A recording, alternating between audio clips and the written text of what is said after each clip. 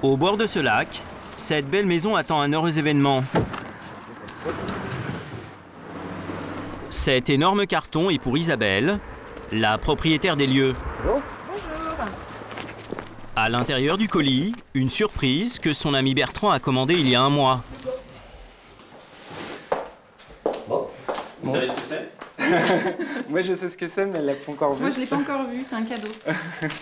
Ce que Bertrand et Isabelle déballent, c'est un fauteuil pas tout à fait comme les autres. Super. Est-ce que tu vois plus ce que c'est? Ce siège a en fait la forme d'un œuf. C'est ce qu'on appelle un meuble design. Le genre de meuble qu'adore Isabelle. Il va très bien. Installe-toi. Merci. Ah oui, c'est magnifique. Bertrand est content de son petit effet et ce n'est pas sa seule satisfaction. Un fauteuil très design comme celui-ci peut valoir quelques milliers d'euros, mais l'ami d'Isabelle a dépensé beaucoup moins d'argent pour cet objet tendance. Enfin, ce genre de meuble design, ça coûte cher ou pas aujourd'hui? Moi je l'ai vu dans un magasin dans les 2-3 000 euros, alors que là je l'ai payé dans les 600 euros. Fauteuil futuriste, siège tendance ou encore chaise fantaisie, la maison d'Isabelle est truffée d'objets design en tout genre. Et si Isabelle a succombé à cette passion, c'est parce que ce genre de meuble vaut aujourd'hui entre 3 à 5 fois moins cher qu'il y a 10 ans.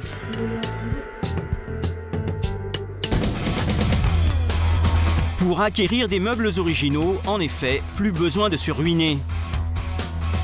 Les grandes enseignes se sont lancées dans ce secteur du mobilier design, auparavant réservé à une élite.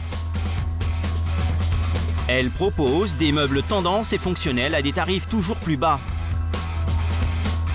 Alors, quelles sont les techniques imaginées par les grands groupes pour faire baisser le prix de leurs meubles de décoration? Qu'est-ce qui fait la valeur d'un objet design aujourd'hui? Et comment de nouveaux acteurs arrivent-ils à proposer des meubles de grands designers 5 fois moins chers?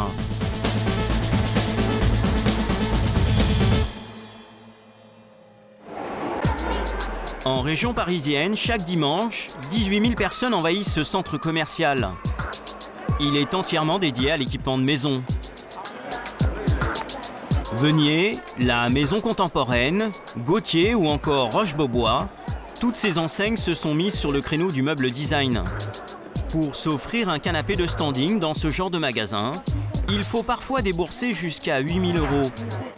Mais une marque a fait un autre pari, vendre des produits plutôt luxueux, 50% moins chers que le mobilier tendance haut de gamme.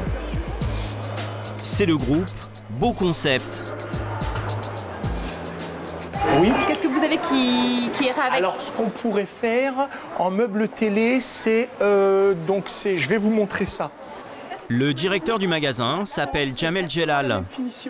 Il a organisé son espace de 500 mètres carrés comme un immense appartement de luxe.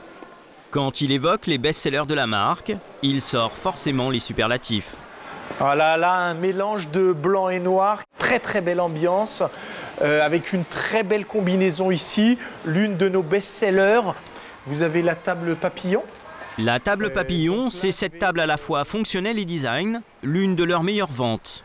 Je vais actionner la rallonge, donc là je sépare les plateaux, avec une très belle combinaison ici.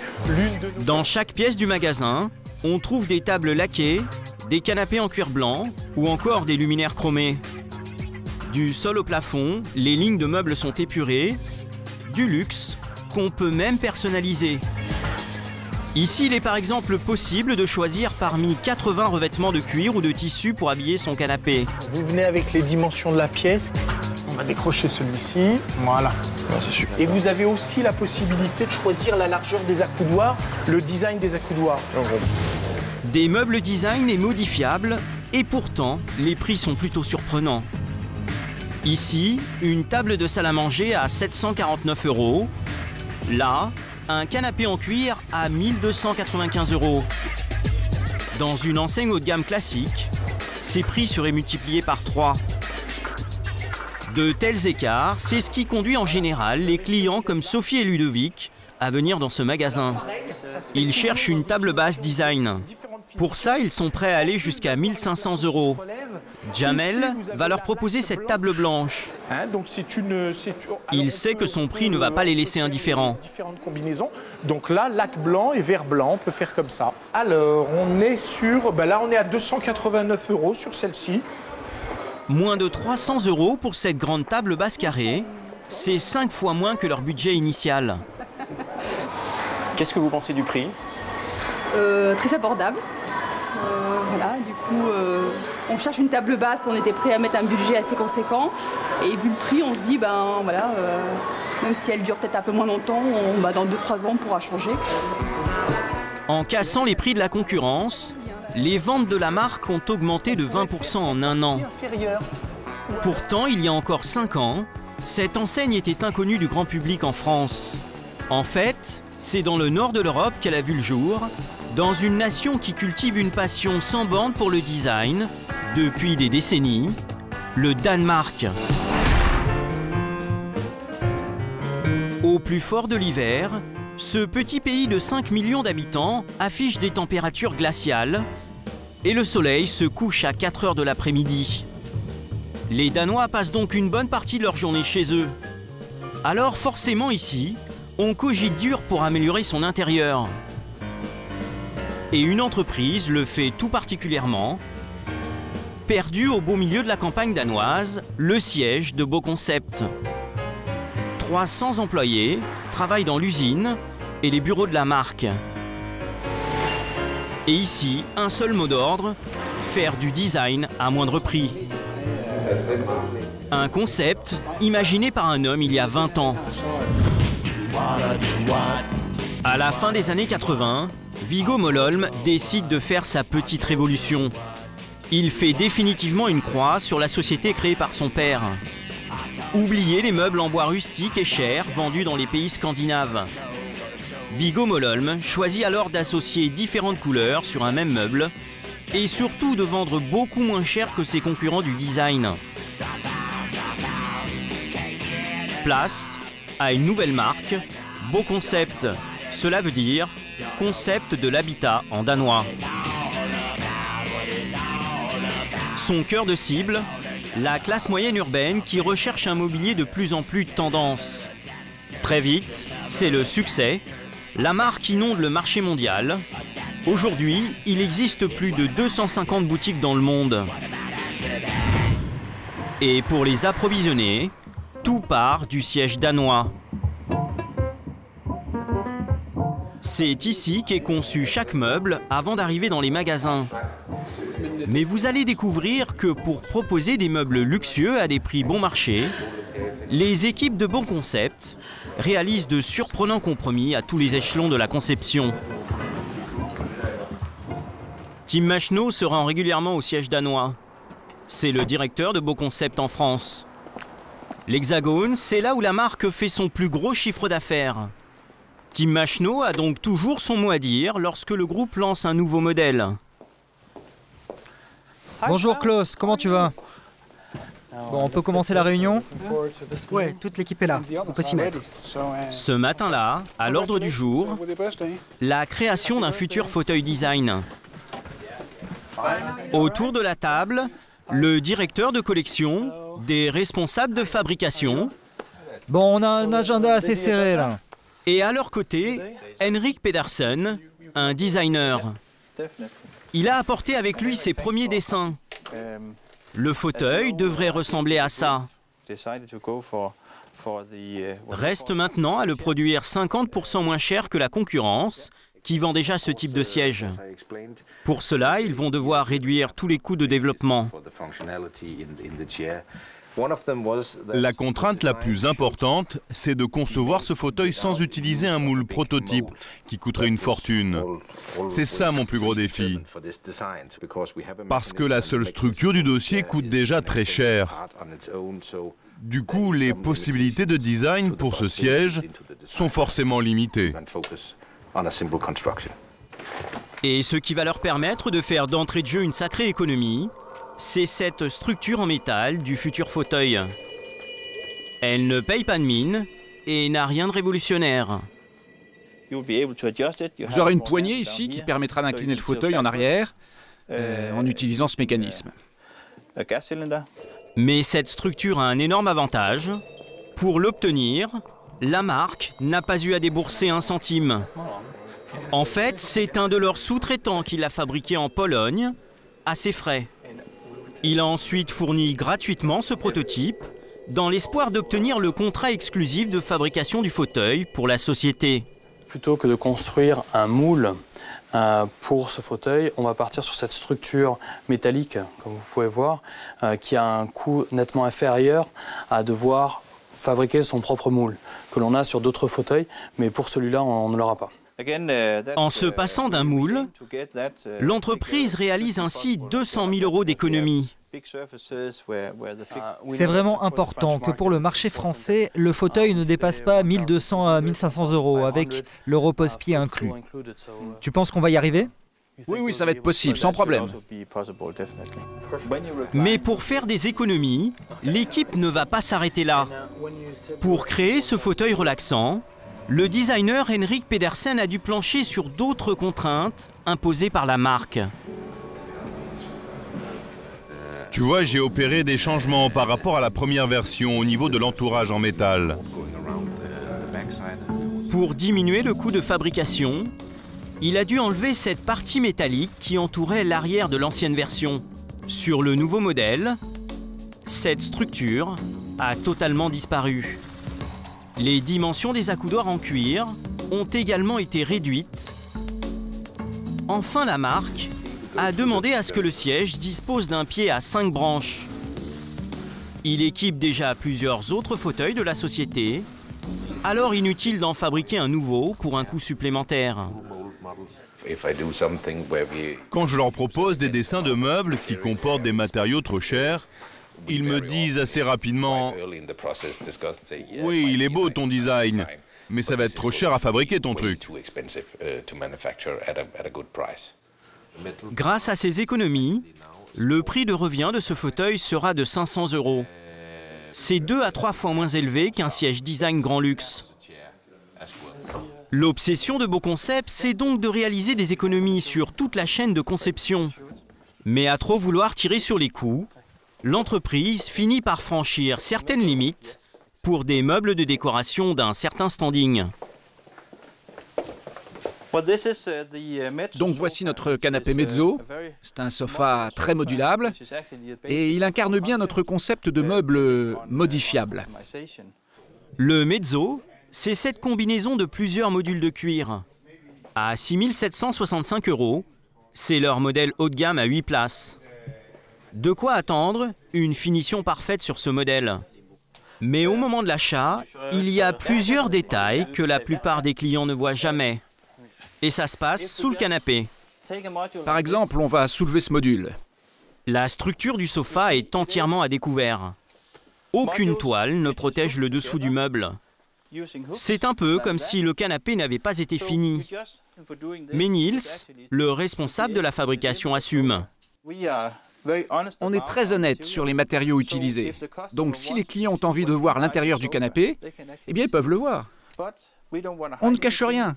On a de très belles finitions tout autour. En fait, la finition est celle d'un meuble, tout ce qu'il y a de plus commun. Une partie de la structure est faite de panneaux de particules pour ne pas utiliser trop de pin massif, qui coûte 20% plus cher.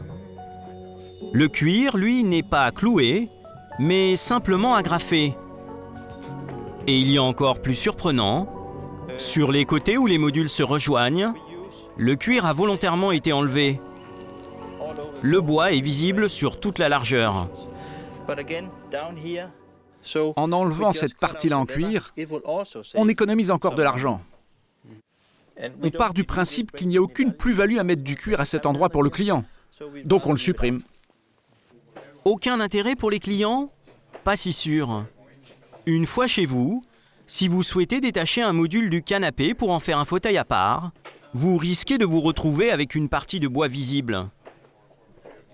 Est-ce que ça plaît au public français, en fait, ce mode de fabrication? C'est vrai que c'est quelque chose qui ne plaît pas forcément à tous nos clients. De pouvoir voir la structure du canapé comme ça en direct. Bon, comme Nils l'a expliqué, on est honnête avec ce qu'on présente, on n'a pas honte de le cacher, ce que peut faire peut-être d'autres enseignes. Dans sa stratégie d'économie des coûts, Beauconcept ne fabrique plus dans son usine danoise que les pièces en bois destinées à monter ses meubles. Tout le reste de sa production se fait en Lituanie et en Chine. Les cuirs de ses canapés et fauteuils proviennent tous d'Amérique du Sud, où les prix sont bon marché. Et la dernière économie que fait la marque, c'est sur le dos de ses designers. En fait, ces dessinateurs sont soumis à une grille de rémunération peu négociable. Henrik est le designer qui a imaginé le fauteuil relaxant. Pour chacune de ses réalisations, il touche des honoraires. Mais en plus, en tant qu'auteur, il empoche un pourcentage sur la vente de chaque objet qu'il a créé. On appelle ça des royalties. Bien sûr, en tant que designer, j'ai intérêt à ce que mes créations se vendent, puisque je marche à la commission. Si Beauconcept vend un de mes produits pendant 12 ans, ce sera génial pour moi. Je toucherai des royalties pendant ces 12 prochaines années. Je serai très bien payé. Mais si le produit disparaît au bout de 2 ans, évidemment, je toucherai beaucoup moins. C'est la règle du jeu. La règle du jeu pour Henrik, c'est aujourd'hui de ne toucher que 3% de royalties sur la valeur d'un objet lorsqu'il sort de l'usine. Un pourcentage plutôt bas dans la profession. Son espoir, c'est un jour de décrocher le jackpot en inventant un meuble aussi beau qu'indispensable que plusieurs générations voudront acheter. Mais pour le moment, la notoriété d'Henrik Pedersen est encore très loin de ceux qui se sont fait une place au royaume des designers. Un royaume où le designer est devenu l'arme absolue pour certaines entreprises. Pour nous en rendre compte, nous filons en Allemagne, dans un petit village situé à 5 km de la frontière française. Bienvenue à Wellenheim, surnommée la ville des chaises. Ici, les designers d'exception ont un représentant de luxe. C'est la marque Vitra.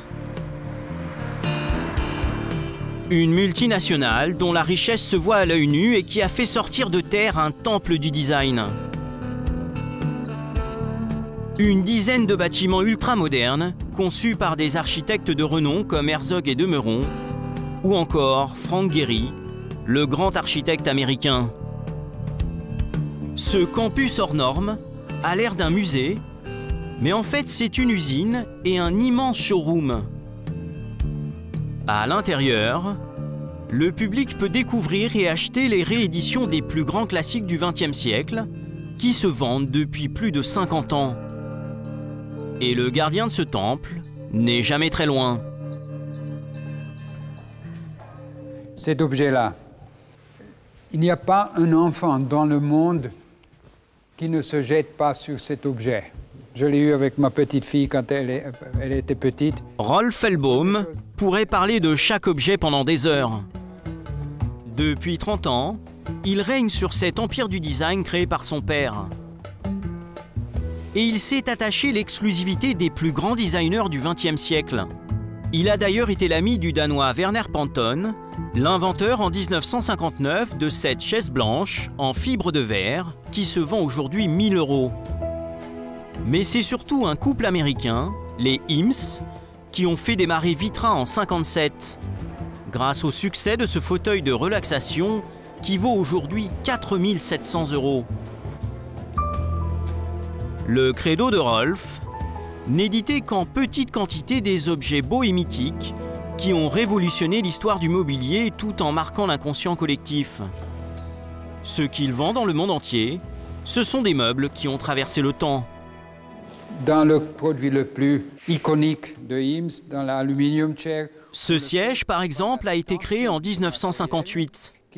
C'est l'un des premiers à faire un usage inédit de l'aluminium, un matériau utilisé à l'époque dans l'industrie automobile. Et dans ce temps, l'aluminium n'était pas utilisé pour le meuble, mais les Hims ont eu l'idée l'aluminium qu'on peut aussi utiliser dehors, parce qu'il ne rouille pas comme l'acier. Quand on se demande qu'est-ce que c'est un classique, ça c'est un classique. Ça c'est vraiment le miracle de cette chaise, qui a encore un âge de plus que 50 ans et qui paraît tout à fait contemporaine. Ce grand classique du design en aluminium est fabriqué dans l'usine de Vitra. Contrairement à la production de masse des fabricants comme Beau Concept, ici on assemble chaque meuble uniquement sur commande, en fonction du modèle et de la couleur demandée. Sur la chaîne de production, chaque fauteuil en aluminium passe dans les mains d'une dizaine d'ouvriers. On va aller par là? Allô, Madame Paoli? Emmanuel est français, il est responsable d'atelier. Dans son usine, tout est fait sur mesure. Parmi le matériau le plus cher, il y a le cuir en provenance d'Italie. Emmanuel doit s'assurer que la meilleure partie de la peau sera utilisée pour le fauteuil IMS en aluminium. Et pour ça, il a un outil assez surprenant. C'est la peau d'une bête en fait, c'est la peau, en fait c'est une vache entière. Entière. Et ce qui se passe, c'est qu'on a besoin de différentes découpes selon le modèle de haloutière qu'on a. Et là, en fait, c'est des pièces de découpe qu'on pose directement sur les cuirs et qui nous donnent la possibilité de savoir à quoi va servir la pièce qui va être découpée. Il faut presque une peau entière pour faire une haloutière. Selon sa finition, ce luxueux fauteuil de Charles Eames sera vendu entre 1 600 € et 5 000 € dans le commerce. Mais dans ce prix, les coûts de fabrication artisanale n'expliquent pas tout. La griffe du designer, c'est le facteur insaisissable qui amènera certains à s'offrir ce siège à ce tarif. Chaque pièce est parfaite. Et puis bon, c'est une Charles Eames, quoi. Ça fait le prix aussi. C'est-à-dire en quoi le fait que ce soit un fauteuil Charles Eames fait le prix? Je sais pas, pourquoi vous achetez un iPhone? En fait, je crois que c'est un peu comme ça, quoi. Bon, c'est Vitra, c'est un nom, c'est une qualité, c'est un idéal. Depuis plus de 50 ans, Charles Eames et ses ayants droit perçoivent des royalties pour chaque objet du designer vendu dans le monde par Vitra. Comme il fait partie du club très fermé des stars du design, Eames touche un pourcentage assez élevé sur les ventes. La négociation de ce chiffre est très sensible, car pour un éditeur, c'est l'un des meilleurs moyens de conserver l'exclusivité d'un designer. Alors, quand on l'interroge sur Charles Eames, l'entrepreneur Rolf Hellbaum ferme assez vite la discussion. Sur chaque fauteuil, comme celui-ci, créé par Charles Eames, que vous vendez, combien vous reversez de royalties aux ayants droit? On ne parle jamais des chiffres, mais sur chaque produit, on paye une royalty. Et en moyenne, sur un objet, c'est 5%, 10%, 15%? On ne parle pas des pourcentages. Même pas une petite moyenne pour avoir un ordre d'idée? On ne parle pas, alors comme ça, il ne faut pas essayer de... parce que ce sont des choses qui sont aussi dans la relation avec le designer et qui ne sont pas des choses qu'on parle publiquement. Rolf n'en dira pas plus. Selon nos informations, la société Vitra reverserait jusqu'à 9% de royalties auprès de ses designers stars. C'est 3 fois plus qu'un designer de Beau Concept. Ces meubles de grands créateurs rencontrent encore aujourd'hui un succès commercial. Mais leurs prix refroidissent certains amateurs de design. Alors, pour satisfaire malgré tout cette demande, certains revendeurs ont décidé de surfer sur la mode des grands designers à des prix cassés, quitte à prendre certains risques. Aujourd'hui, quantité de sites internet proposent des meubles de grands designers.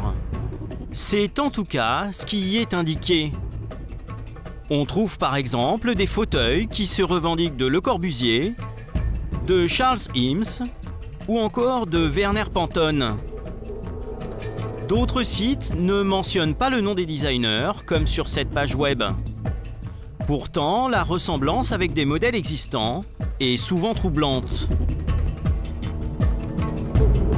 Tout s'affiche en tout cas à des prix 5 à 10 fois moins chers que ce qu'ils devraient être.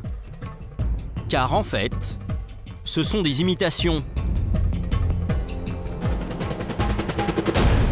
Ce petit jeu de la ressemblance, Jean-Charles de Villiers y joue souvent.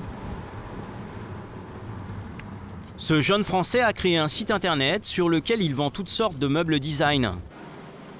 Régulièrement, il se rend à Bruxelles chez son fournisseur, dans l'ancien entrepôt royal, rénové en immense galerie commerciale. Ce jour-là, il vient repérer des objets dernier cri. Bonjour. Bonjour. Bonjour. Enchanté. Jean-Charles. Des objets qu'il espère mettre en ligne rapidement pour ses clients. Toutes les trois couleurs sont en modèle brillant. Autre nouveauté relativement importante en ce moment, c'est ce fauteuil que l'on appelle Cocoon, qui porte bien son nom, c'est un vrai cocon. Vous pouvez aller à l'intérieur. Le fameux fauteuil en forme d'œuf, c'est l'un des objets qui se vend très bien en ce moment. Ça, on est vraiment c'est dans un cocon. Oui, c'est ça. Donc ça, on est vraiment relativement content. Oui. C'est le modèle phare pour le moment. Ouais. Il y a un pic. Eux l'appellent Cocoon et le vendent 600 €. Mais le problème, c'est que ce produit n'est pas une création originale. Le vrai s'appelle Ovalia. Il a été créé en 1968 par un designer danois. Il vaut dans les 4 000 €. Ça, c'est vraiment, ça va être un produit qui va faire que de grimper, quoi. Cette imitation très ressemblante, Jean-Charles espère en vendre bientôt des dizaines sur son site. Mais ce jour-là, le meuble qui va lui taper dans l'œil, c'est ce fauteuil. Alors ça, c'est notre nouveau fauteuil de bureau qui combine l'esthétique et l'ergonomie. Un nouveau fauteuil qui combine esthétique et ergonomie. Il vous dit forcément quelque chose. L'original est un des sièges du designer Ims. Il vaut 2 600 €. Celui que Jean-Charles s'apprête à commander ne coûte que 159 €. C'est 15 fois moins que le Ims. Ce fauteuil, lui, est en acier chromé et plus en aluminium. Quant au dossier, il n'est plus en cuir, mais en plastique. Vraiment bien, vraiment bien. Et donc vous voyez au niveau de finition, on a vraiment un niveau de qualité qui est vraiment top, qui est assez élevé. Le vendeur est convaincu de la qualité de son produit. Mais lorsqu'on lui fait remarquer que son modèle possède une ressemblance évidente avec le fauteuil déposé par Ims, il devient vite prudent. Ce fauteuil, moi, je l'ai vu par exemple dans une grande maison d'édition de meubles design, entre 2 000 et 3 000 €. Comment vous faites pour produire des objets très ressemblants avec les originaux? Ressemblant, ça c'est une question de point de vue. Maintenant, un œil averti va se dire que cet objet ressemble à un objet bien connu, assorti d'une marque déposée. L'appréciation, c'est le même, c'est une copie, c'est inspiré. On joue dans du très fort subjectif. Donc autant ne pas attirer l'attention sur des éléments comme ça. Le vendeur est sur un terrain glissant, car il sait qu'il peut être attaqué pour contrefaçon par les auteurs de l'œuvre originale. La société détentrice des droits du designer peut éventuellement les faire condamner à 300 000 € d'amende et 3 ans d'emprisonnement. Seule parade éventuelle pour les revendeurs, modifier légèrement les modèles pour échapper au qualificatif de contrefaçon. Très bien fini, ouais. Et concrètement, est-ce que vous pourriez nous montrer sur cet objet précis quelles pourraient être les différences? Quelles sont les différences avec l'original? Attention à ne pas aller trop loin là-dedans, parce que vous ciblez des... on peut couper 2 secondes. Le vendeur est gêné, car admettre d'éventuels changements, ce serait reconnaître qu'ils ont été pensés et réalisés à partir du fauteuil original. C'est pourtant le cas, et un rapide coup d'œil va nous le confirmer. Par exemple, sur ce siège, les accoudoirs sont formés par 2 tubes et une garniture noire. Alors que sur le fauteuil Ims, les accoudoirs sont d'un seul tenant et uniquement en aluminium. Ça joue très fort dans les détails, etc. Malgré les risques encourus, ces revendeurs continuent à faire tourner leur business sur Internet. Car leur modèle économique est extrêmement rentable, tout est fabriqué en Chine. Et il n'y a ni designer à rémunérer, ni frais de recherche et de développement, pas même de stock. En 5 ans, le nombre de ces sites Internet a été multiplié par 3. Ouais, exactement. Donc, le but ici, c'est de conserver cet aspect